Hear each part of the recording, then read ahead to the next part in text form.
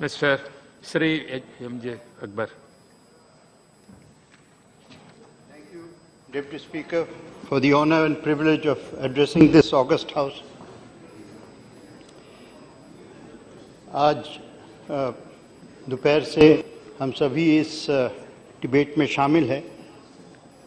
सबकी बातों से एक चीज़ तो, चाहे जिसकी जो भी राय हो, एक चीज़ तो जाहिर है कि सब इस बात को गंभीर मानते हैं, लेकिन कितना गंभीर है इसका एहसास मुझे लगता है थोड़ा सा इतिहास जब तक नहीं जानेंगे तब तक इसकी पूरी गंभीरता हम शायद नहीं समझेंगे। क्योंकि लोग अपने अपने पार्टी की तरफ, कोई 2 साल की बात कर रहा है, कोई 5 साल की बात कर रहा है। There is no text, sir, without context. And the context of the present violence lies in the roots of nation formation. हम एक चीज को भूल जा रहे हैं कि अब 70 साल हो गए लगभग, ये जो लड़ाई चल रही है अब दुनिया के इतिहास में शायद सबसे लंबी लड़ाई। has been no war which has been longer than this. एक ordinary history की किताबों में लिखा जाता है कि there was an Anglo-French war for 100 years, but that is a very notional time frame. My friend Shugato will confirm that, क्योंकि उस वॉर में बड़े गैप्स थे। continual war, ये 70 साल का होना, ये इतिहास में कभी बार नहीं हुआ है। और इसका कारण क्या है? इसका कारण है, हम समझते हैं कि ये जो जंग है, ये जो लड़ाई है, सिर्फ ज्योग्राफिया के ऊपर है। ये ज्योग्राफी की लड़ाई नहीं है, ये आइडियोलॉजी की लड़ाई है। और क्योंकि ये आइडियोलॉजी की लड़ाई है, उसीलिए ये लड़ाई जो है इतनी एक गंभीर प्रोपोर्शन ले जाती है। मैं इसको एग्जिस्टेंशियल लड़ाई कहता हूं। और लड़ाई किस बात की है? लड़ाई है कि हम यहां पे इस सब कॉन्टिनेंट में क्या हम वन नेशन थियरी पे अपने मुल्क बनाएंगे या हम 2 नेशन थियरी पे बनाएंगे। उसको अगर और भी सीधा समझना है तो क्या हम धर्म के नाम में अपने लोगों को जोड़ेंगे, एक करेंगे, या धर्म के नाम में हम अपने लोगों को बांटेंगे, 2 करेंगे, पार्टीशन करेंगे, अलगाव करेंगे। यह है लड़ाई। अभी जिनके वजह से ये डिबेट हो रहा है उनके बारे में भी मैं सुना हूं। वानी है उनका नाम। कुछ लोगों की राय में थोड़ी बहुत मैं झलक भी देख रहा था, सुन रहा था। उसकी सच्चाई जानना जरूरी है। उसकी सच्चाई यह है कि यह मर्डर के चार्ज में फंसा है। 15 इल्जाम है इसके खिलाफ, और इसके इल्जाम में मर्डर है। इसके इल्जाम में हमारे डिफेंस फोर्सेस के मर्डर है, वहां के सिविलियन लोग हैं, सरपंच लोग हैं, इनका मर्डर है। और बुरा न मारे, मीडिया के साथ मेरी सारी जिंदगी गुजरी है, लेकिन जो मीडिया रोमांटिसाइज कर रहे हैं उनको मैं इतना कह दूं कि मीडिया के खिलाफ भी इन्होंने वॉर किया है, केबल कंपनियों को बर्बाद किया है। मैं इनके जो दादा थे वो किस इदारे से थे, मैं उस इदारा का नाम नहीं लूंगा, लेकिन इतना मैं जरूर बता दूं कि वो इदारा जो था वो हमारे देश के यूनिटी के खिलाफ था, वो अलगाव पसंद था, वो मजहब के नाम पे इस देश को बांट रहा था। हम जब इस जंग की शुरुआत को देखते हैं तो एक बात जो बहुत मुझे हैरान भी करती है, परेशान भी करती है। पाकिस्तान नया नया बना था, 6 हफ्ते नहीं हुए थे पाकिस्तान के, 6 हफ्ते भी नहीं हुए थे। आप सोचिए, 15 अगस्त और अगस्त का महीना, आजादी की मिठाई जो है मुंह में राख बन गई थी। पार्टीशन की जो कीमत लोगों ने अदा की थी, दोनों तरफ से, हर तरफ से खून का माहौल था, सैलाब हो गया था। गांधी जी 15 अगस्त को कहे थे कि मुझे कहने को कुछ नहीं है आज, कहने को कुछ नहीं है आज। दिल में इतना सदमा था गांधी जी को, लोगों को, हर चीज को सीरियस बात को सीरियस रहने थोड़ा सा थोड़ा सा थोड़ा सुनिए। सा आप पेशेंसली सुनिए ना। तो उस माहौल में एक मुल्क जो है तैयारी किस चीज की कर रहा है? ये नहीं कि वहां पर भी रेफ्यूजी हैं, वहां पर भी परेशानियां हैं, सब कुछ है, आपकी तिजोरी खाली है, तिजोरी खाली है। लेकिन उस सब चीज के बावजूद किस चीज का जुनून था कराची में? उस वक्त कराची में कैपिटल था पाकिस्तान का, किस चीज का जुनून था? जंग का जुनून था। और अक्टूबर में ये जंग की शुरुआत हुई, हमने नहीं शुरू की इस जंग को। हम उस वक्त भी वही कहते थे, वही अगस्त अक्टूबर में हमारी जो भी सरकार हुई उस वक्त भी वही कहते थे, आज भी वही कहते थे। आप जी जानते हैं कि कश्मीर उस वक्त ना हमारे देश के साथ था ना पाकिस्तान, वो उस वक्त किसी से नहीं जुड़ा था। और कश्मीर के ऊपर बात होगी ट्रांसफर ऑफ पावर पेपर्स में, आप देखिएगा कि हमारे जो प्रधानमंत्री थे उस वक्त, उन्होंने माउंटबेटन को एक नोट लिखा था कि कश्मीर के ऊपर हम अगले मार्च में जब स्प्रिंग थॉ हो जाएगा उसके बाद बातचीत करेंगे कि इसकी स्टेटस क्या होगी। क्योंकि इंडिपेंडेंट स्टेटस तो union of India, India independence act के अंदर it is not legal. Independence is not a legal option. उस जमाने भी ये भी याद रखना चाहिए कि दोनों मुल्क डोमिनियन स्टेटस की थी। हम पूरी तरह, हमारे संविधान आने के बाद हम पूरी तरह आजाद हुए। तो उस वक्त इन्होंने जो ऑप्शन चुना वो आज तक वही ऑप्शन वो इस्तेमाल कर रहे हैं कि हम इस मसले को जंग लड़ाई से हासिल करेंगे। लड़ाई के दो पल्लू हैं, दो साइड्स हैं। एक तो 1965-71 तक जब फॉर्मल जंग हुई। 1965 की लड़ाई के बारे में आपको एक चीज बताना चाहता हूं जिससे आपको अंदाजा हो जाएगा कि ये मसला कितना हमारे लिए, जैसे मैंने कहा, एग्जिस्टेंशियल है। सिर्फ एक छोटा सा उदाहरण देता हूं। 1965 की जो लड़ाई में पाकिस्तान के जो कोवर्ट ऑपरेशन हुआ वो था ऑपरेशन जिब्राल्टर और दूसरा था ऑपरेशन ग्रैंड स्लैम। आप समझेंगे कि जिब्राल्टर एक छोटा सा आइलैंड है स्पेन के पास, उसका हमारे साथ क्या लेना देना है? लेना देना है, क्योंकि जिब्राल्टर वही आइलैंड है जहां से 711 में अरब फोर्सेस उठ के, और जिब्राल्टर एक करप्शन है, असल में उसका नाम है जबल, उसके जिब्राल्टर उन्होंने बढ़ा दिया है। वहां से जो सारे स्पेन के ऊपर हुकूमत की गई वो हम दोहराने जाते हैं। और उसके बाद जो है ऑपरेशन ग्रैंड स्लैम तो आप जानते हैं, जो लोग ब्रिज खेलते हैं, पता नहीं पाकिस्तान के जनरल कुरान शरीफ पढ़ते थे कि नहीं, लेकिन ब्रिज जरूर खेलते थे। और उसके बाद जो है ऑपरेशन ग्रैंड स्लैम, यानी कि हमारे यहां, हमारे ऊपर।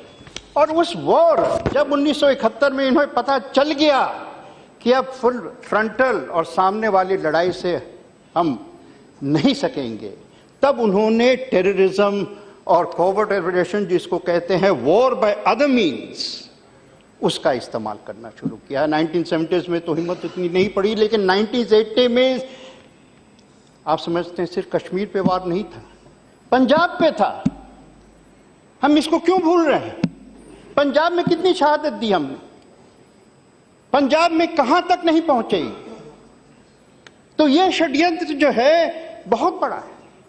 और इसके सामने कॉन्ट्रास्ट देखिए, हमारी तरफ से ऑलवेज ये कहा गया है भाई बातचीत करके इस मसले को समझाओ, बातचीत करके मसले। आज भी हम वही बात कर रहे हैं। हमारे प्रधानमंत्री इस बात, पहले तो एक ऐसी भी वातावरण या सिचुएशन आई जब बातचीत में अगर उस सब सच्चाई निकल जाए तो विस्फोटक होगी। लेकिन वाजपेयी जी और अडवाणी जी की जब सरकार थी, मुझे याद है आगरा का समिट हुआ और सुषमा जी एक्चुअली स्पोक्समैन थी उस आगरा समिट की। उस समिट में पहली बार एक लकीर बनाई गई। ये लकीर बनाई गई कि बातचीत ठीक है, लेकिन जब तक आप टेररिज्म का इस्तेमाल करेंगे तब तक बात करने के लायक आप नहीं रहे। उसके बाद 2004 में उन्होंने कमिटमेंट दी पाकिस्तान ने। उसके बाद उफा तक अभी मोदी जी के साथ जो वार्ता हुई, इसमें भी कमिटमेंट आई। ये कमिटमेंट आए कि हम टेररिज्म का इस्तेमाल नहीं करेंगे।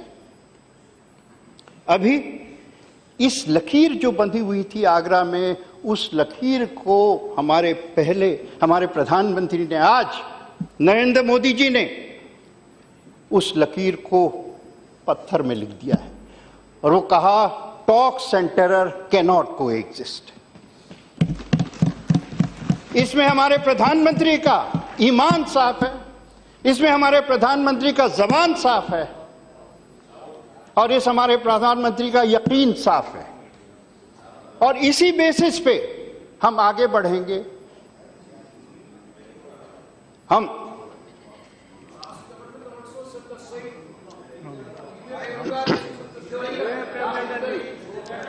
अगर आपको अंतर समझना है तो मैं आपको एक और उदाहरण दे देता हूं। पेशावर में पेशावर के एक स्कूल में, आपको याद है, पाकिस्तान के खिलाफ वहां पे आर्मी का स्कूल था, हमला हुआ, बच्चे मारे गए। हमारे तरफ से क्या रिएक्शन था? हमारे तरफ से सहानुभूति, मैसेजेस, प्राइम मिनिस्टर का मैसेज, सुषमा जी का मैसेज, प्रेसिडेंट का मैसेज, पार्लियामेंट की तरफ से मैसेज। और जब वानी के खिलाफ एक्शन लिया जाता है तो ब्लैक डे मनाते हैं और समझते हैं हमारे यहां कोई, हम इसको खामोशी से एक्सेप्ट कर ले। नहीं करेंगे, हम इसको उठाएंगे। जब नवाज शरीफ साहब ने शायद यूनाइटेड नेशंस में कहा था कि 4 पॉइंट हमें दिया था टॉक्स के लिए, तो सुषमा जी का जवाब, हमारे एक्सटर्नल अफेयर्स मंत्री का जो जवाब, ब्रिलियंट, टू द पॉइंट था। 4 पॉइंट की कोई जरूरत है, आप 1 पॉइंट पे समझ जाइए, सब कुछ ठीक हो जाएगा। तो हमारी अपील है कि इस बात को समझ लीजिए, क्योंकि अब जो टेररिज्म जो है उसका खेल और उसका इस्तेमाल आप जो है करते रहेंगे तो हम तो अब उस वार को संभाल लेंगे, लेकिन इस वार का जो असर आपके ऊपर होगा वो आप संभाल नहीं पाएंगे। आप खुदकशी कर रहे हैं। इस बात को हम कह रहे हैं और एक अच्छे नेबर, एक भाईचारे के स्पिरिट में कह रहे हैं कि अभी भी आपके आंख खोल दीजिए, अभी भी एक दुनिया सामने है जो हम मिलके उस होराइजन तक पहुंच सकते हैं। यहां पर उनका पूरा टारगेट जो है इस तरफ है। मेरा पर्सनल ये जरूर मानना है कि पाकिस्तान में भी ऐसी ताकतें होंगी, ऐसे लोग होंगे जो इस बात को समझते होंगे, जो समझते होंगे कि टेररिज्म का खतरा कितना बड़ा है। मेरी आशा है, यकीन है कि वैसे भी लोग होंगे। यहां पर सुबह